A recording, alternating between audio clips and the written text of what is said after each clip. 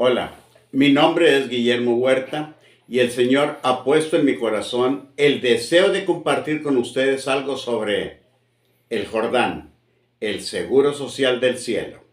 Y como siempre, pedimos primero a Dios que toque nuestros corazones para que estos breves momentos de reflexión sobre su palabra sean de bendición y de edificación para nuestras vidas, pero sobre todo para honra y gloria suya. Llama la atención la historia del señor que aún con su enorme fortuna era derechohabiente del Seguro Social.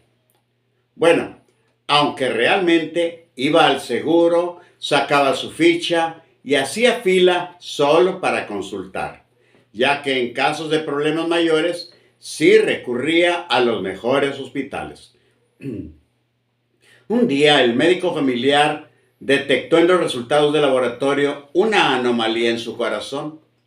Le dio un pase para que lo consultara el cardiólogo y éste le confirmó su falla cardiovascular y le recomendó operarse a la mayor brevedad posible. El derechohabiente de lujo le dijo que acataría la recomendación, pero que por cuestiones personales no se operaría en ninguna clínica del Seguro Social, que él se operaría en Houston. Eso sí, muy atento, le dio las gracias y se retiró. Con ese pensamiento en mente, se dirigió a su casa y después de orar y de poner todo en manos de Dios, hizo todos los trámites necesarios y a los pocos días voló a Houston, donde se operó en uno de los más reconocidos y elegantes hospitales de la famosa ciudad tejana. Como la operación fue todo un éxito, pidió hablar con el doctor que lo había intervenido quirúrgicamente para agradecerle personalmente lo que había hecho por él. Fue así como tuvo el gusto de conocer al día siguiente al cardiólogo que lo había operado. Cuando lo tuvo frente a él, por poco y se desmaya de la sorpresa. El médico era el mismo que le había recomendado que se operara, es decir, era el que lo había atendido acá en Monterrey en el Seguro Social. Su orgullo, su vanidad le había hecho gastar dinero completamente diokis. En ese momento, en su mente y en su corazón, volvieron a cobrar vida las palabras que Jesús en cierta ocasión dijo así: porque cualquiera que se enaltece será humillado, y el que se humilla será enaltecido. En esta afirmación, el Hijo de Dios invierte la jerarquía humana al dar por hecho que la soberbia, tarde o temprano, lleva a una inminente caída. De esta ilustración podemos concluir que aun cuando se ponga en manos de Dios la solución de algún problema personal, muchos le escriben al Señor el guión de cómo desean que suceda lo que están ellos pidiéndole. Y cuando la respuesta de Dios no se ajusta a las expectativas del que ora, la plenitud del gozo tiende a empañarse un poco. Y es que cuando alguien permite que el orgullo se interponga entre él y Dios, los resultados que se llegan a obtener, aunque sean excelentes, no se disfrutan a plenitud. Y esto no es de ahora, pues el orgullo no es un sentimiento de satisfacción que haya surgido en los tiempos actuales, sino un sentimiento negativo que ha existido desde siempre. Un ejemplo bíblico de poner en peligro la vida por culpa del orgullo lo podemos encontrar en el capítulo 5 del segundo libro de Reyes, donde se narra la historia de Naamán, un hombre que quiso decirle a Dios la forma en que él quería que lo ayudara a sanar de la contagiosa enfermedad que padecía. Naamán era el comandante del ejército asirio, un hombre de éxito absoluto. El primer versículo de dicho capítulo, la Biblia lo describe con palabras de alto calibre. Escúchelas, por favor. Era varón grande delante de su Señor y lo tenía en alta estima, porque por medio de él había dado Jehová salvación a Siria. Era este hombre valeroso en extremo. Como se puede ver, este oficial sirio era honorable, valiente y victorioso. Ante los ojos del mundo lo tenía todo.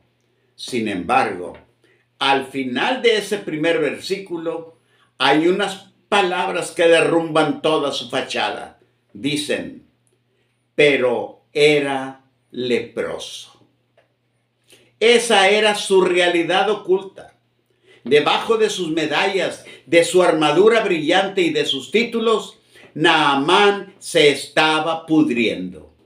Era un hombre poderoso en lo público, pero miserable en lo privado. Desesperado, Naamán emprendió un viaje hacia Israel en busca del profeta Eliseo. Llevaba consigo un cargamento de plata, oro y vestidos de lujo. Iba preparado para comprar su milagro y esperaba ser tratado como la celebridad que era. Él ya tenía la escena en su cabeza.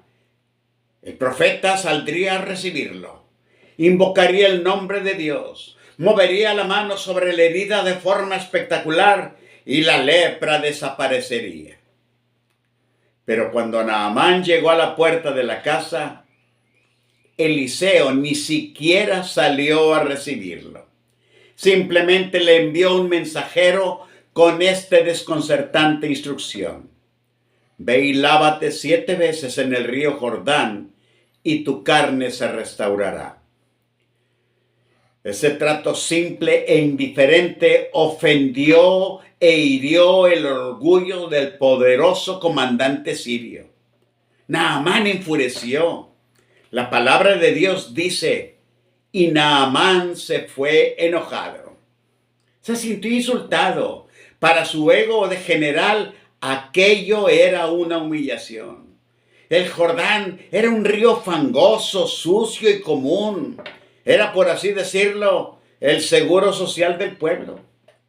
El poderoso comandante argumentó que en su tierra había ríos mucho más hermosos y limpios, los cuales pudiera decirse eran los hospitales tejanos de hoy en día. La instrucción le pareció ridícula, ilógica y por debajo de su nivel. Lleno de rabia, dio media vuelta para irse. Naamán estuvo a punto de perder su sanidad, no porque el Señor no quisiera sanarlo, sino porque no le gustó el método. E igual que muchos, Naamán permitió que su orgullo se interpusiera entre él y Dios, poniendo en peligro su vida. Quien se presente ante el Rey de Reyes con su corona de orgullo, téngalo por seguro que habrá de regresar como monarca destronado. La verdadera enfermedad de Naamán no era solo la lepra, era su exceso de vanidad. Estaba dispuesto a hacer grandes sacrificios heroicos, estaba dispuesto a pagar fortunas, pero no estaba dispuesto a obedecer una orden simple que lo obligaba a humillarse.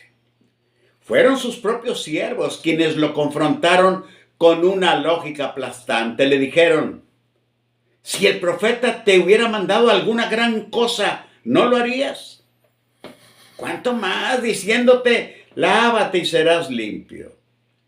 Para recibir su milagro, Naamán tuvo que hacer algo más difícil que ganar una guerra. Tuvo que despojarse de su armadura, tuvo que quitarse los títulos, bajar de su carruaje y meterse en el agua sucia frente a sus soldados. Tuvo que sumergirse 1, 2, 3, 4 veces enfrentando la frustración de no ver resultados inmediatos hasta llegar a la 7ª vez. Y cuando finalmente le soltó el control a Dios y lo obedeció, la Escritura dice que su carne se volvió como la de un niño y quedó limpio.